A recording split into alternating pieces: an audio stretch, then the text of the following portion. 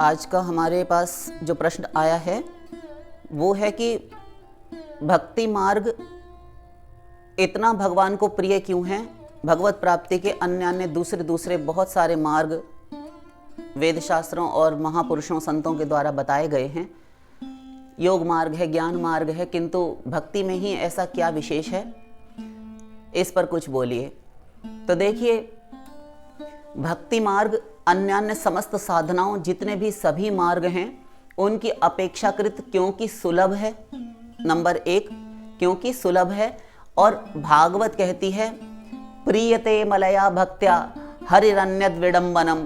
प्रहलाद जी ने कहा था कि भगवान की भक्ति जो है वह भगवान की प्रसन्नता का प्रधान हेतु है। भगवान भक्ति से ही प्रसन्न होते हैं और किसी साधन से प्रसन्न नहीं होते। अन्य जितने भी मार्ग हैं जहाँ लगी धर्म कहे श्रुति सज्जन, वे समस्त मार्ग जो हैं उनके अनुसार जो भगवान को प्राप्त करने के लिए, लक्ष्य प्राप्ति के लिए चलते हैं, तो उनसे केवल भगवान प्रसन्न नहीं होते किंतु उनका फल दे देते हैं, क्योंकि भगवान प्रत्येक कर्म फल के दाता हैं। यह सर्वविदित है, आप भी जानते हैं।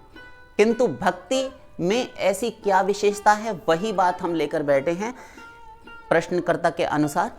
तो भक्ति मार्ग में यही है कि एक तो भगवान की स्वरूपभूत शक्ति है, स्वरूपा शक्ति है, अंतरंगा शक्ति का प्रकाश है भक्ति। इसीलिए दूसरा, भगवत भक्ति से ही भगवान इसीलिए प्रसन्न होते क्योंकि उनकी निज शक्ति है। और भक्ति से भगवान प्रसन्न होते हैं। और भागवत धर्म है भक्ति, यही सनातन धर्म है, क्योंकि ममैवांशो जीवलोके जीवभूता सनातन। ये जीव मेरा सनातन अंश है, मैं सनातन, भक्ति सनातन। अन्य जितने भी मार्ग हैं वे सब यहाँ आए हुए लोगों ने बाद में सृष्टि रचना के उपरांत चलाए, किंतु भक्ति सदा से थी। सदा से थी, क्योंकि अमृत स्वरूपाच। देवर्षि नारद अपने भक्ति दर्शन में कहते हैं वह भक्ति अमृत स्वरूपा है, उसका कभी नाश नहीं होता। और उस भक्ति को जो प्राप्त कर लेता है उस भक्त का भी कभी नाश नहीं होता। कैवल्य परम पद, अपुनर्भव मोक्ष, भगवत धाम, भगवत लोक प्राप्त कर लेता है, जहां से लौट कर नहीं आना पड़ता। तो सब प्रकार से सर्वविध मंगल ही करती है भक्ति, और कुछ कर ही नहीं सकती। केवल और केवल कल्याण करती है, अन्य सारे साधन कल्याण नहीं कर सकते। क्यों? क्योंकि वे कभी ज्ञान का क्या कार्य है, ज्ञान ने अज्ञान को समाप्त किया, स्वयं समाप्त हो गया।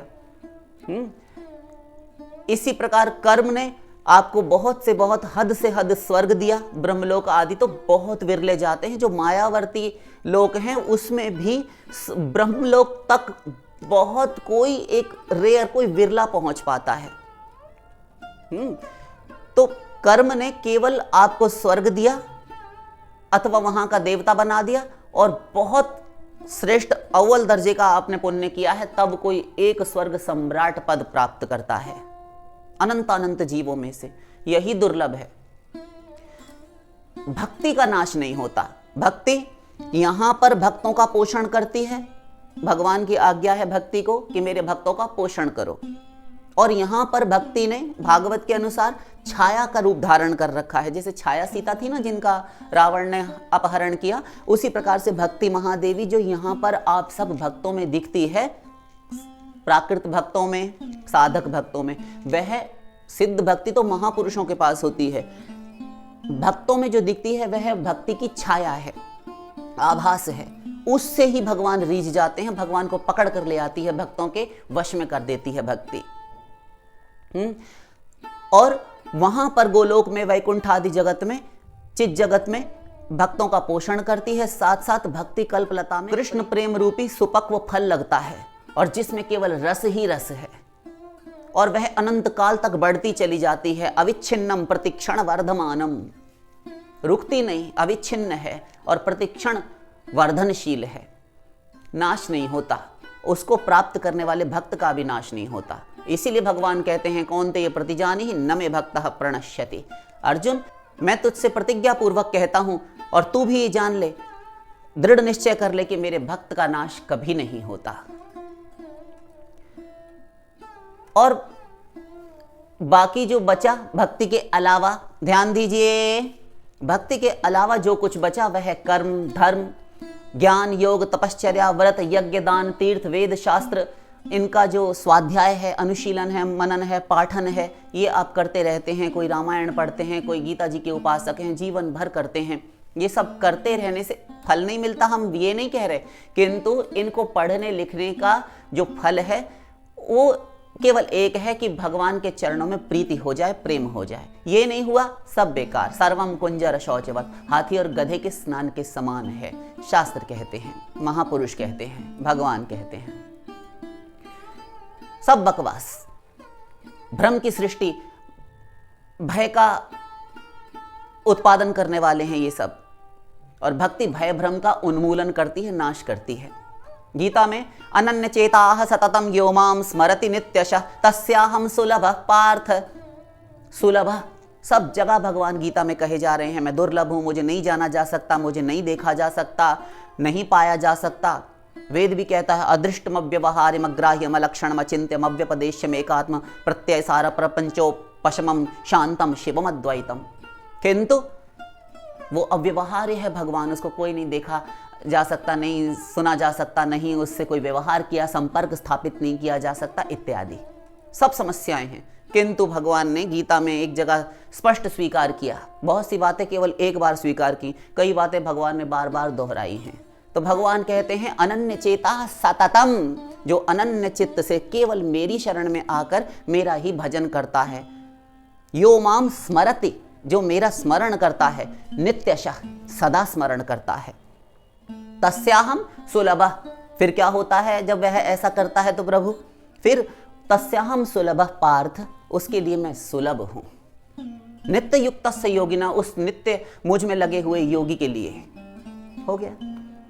अन्य किसी साधन के लिए भगवान ने नहीं कहा। चलिए भागवत से आपका भ्रम उन्मूलन करते चलते हैं। भागवत में भगवान कहते हैं न साधयति माम योगो न सांख्यम धर्म उद्धव न स्वाध्याय तपस्त्यागो निष्ठा पूर्तम च दक्षिणा। मैं बड़ी बड़ी दक्षिणाओं वाले यज्ञ, यज्ञांत, अवभृत स्नान, उपवास, तीर्थ, अन्य अन्य जितने साधन हैं, इनसे मैं वश में नहीं होता, नहीं प्राप्त हो सकता। किंतु यथा भक्त्या ममोर्जिता भक्त्या हमेकया ग्राह्य श्रद्धयात्मा प्रिय सताम, सब जगह भक्ति से मैं वश में होता हूं। फिर गीता में फिर से लौटिए, कहते हैं भक्त्या त्वनन्यया शक्य अहम एवं विधोर्जुन ज्ञातुम द्रष्टुम च तत्वेन प्रवेष्टुम च परंतप। हे परम तप अर्जुन, भक्ति से मुझे जान लेता है। यावान यश्चास्मि, मैं जैसा हूं, जितना हूं, जो कुछ भी हूं, मुझे जान जाता है भक्त। अभी कह रहे थे मुझे कोई नहीं जान सकता, माम तु वेद न कश्चन, किंतु अब कह रहे हैं जान लेता है। जहां तक हूं मेरा तत्व से, तत्व से जान लेता है। प्रवेष्टुम च परम तप, मुझ में प्रवेश भी पाया जा सकता है, किंतु अनन्य भक्ति से। तो भगवान मिलते हैं। तो ये तो आप समझ गए। अब फिर से कहा केवल स्मरण करो भगवान का। कितने बजे उठें, ब्रह्म मुहूर्त में जागें कि कब जागें, नहीं, कोई नियम धर्म नहीं। स्नान करके करें, पूर्वाभिमुख होकर करें अथवा पश्चिमाभिमुख करें, दक्षिणाभिमुख करें कि उत्तराभिमुख होकर बैठें, ये देवी देवताओं में नियम चलते हैं। आपने भी सुना होगा कि अमुक अमुक देवी देवता की एक पर्टिकुलर दिशा होती है, एक स्थान होता है। उनके लिए ऐसा आसन चाहिए, उनके लिए ऐसा वस्त्र चाहिए, उनके लिए अमुक पुष्प चाहिए, ऐसा वस्त्र स्वयं धारण करके भक्ति ना करो। वाराह भगवान के लिए भी स्वयं वाराह भगवान पृथ्वी देवी को कहते हैं कि नीला काला रंग का वस्त्र और कुसुम्भी रंग का वस्त्र पहनकर मेरी पूजा ना करें, मेरी दृष्टि में वह अपराधी है। लक्ष्मी जी की नीला और काला वस्त्र पहनकर, नारायण भगवान की नीला काला वस्त्र पहनकर उपासना नहीं कर सकते आप। ये नियम है वैधि भक्ति में। ये केवल ठाकुर जी की, राधा रानी की भक्ति में ही क्षम्य है कि राधा रानी स्वयं नील वर्ण धारण करती हैं, भक्त भी नीला वस्त्र पहनते हैं। है ऐसा, सब छूट है, सार्वत्रिकता है भक्ति में। सब जगह कर सकते हैं, सब कर सकते हैं और सबका समान अधिकार है, कोई छोटा बड़ा नहीं। अन्य जो अभी जिन धर्मों पर और जिन साधनों पर हम बात कर आए, यज्ञ, व्रत, दान, उपवास, तीर्थ, ज्ञान, कर्म आदि पे, उन सब में से प्रत्येक का कोई ना कोई अधिकारी हो तब चल सकता है। अनधिकारी होगा, अनधिकृत व्यक्ति को नहीं हो सकता, कुछ भी वो प्राप्त नहीं कर पाएगा, ढह जाएगा, क्योंकि सांगोपांग उसका पालन कर नहीं पाएगा, मरेगा। और जो भक्ति है उसमें ये न केन प्रकारेण, जिस किसी भी प्रकार से, तुलसी अपने राम को रीझ भजो के खींच, जो खेतन में जामी है उल्टो सीधो बीज। जिस किसी भी प्रकार से खेत में बीज छींट दीजिए वह उगाएगा, प्रस्फुटित होना ही होना है। ऐसे ही भगवान से प्रेम करना है। कोई नहा धो के, एक बात बताइए, सांसारिक स्वजन संबंधियों में माता पिता स्त्री पुत्र पति आदि में आप रहते हैं, उनके प्रति सदा ही प्रेम रहता है। आप चाहे शौचालय में हो और कोई शराबी हैं घरों में होते ही हैं, तो वे चाहे कितने ही पियक्कड़ हों और मदिरालय में बैठे हों, चाहे किसी भी स्थान पर बैठे हों, स्नानागार में हो बाथरूम में हो, किंतु प्रेम है पुत्र से, स्त्री से, पति से, तो प्रेम है। फिर शुद्धि अशुद्धि, शुचिता अशुचिता का विचार वहां नहीं है। तो फिर भगवान जो आपके इस शरीर में नित्य निहित हैं, विराजमान हैं, उनसे प्रेम करने के लिए आपको स्नान आदि की आवश्यकता नहीं है।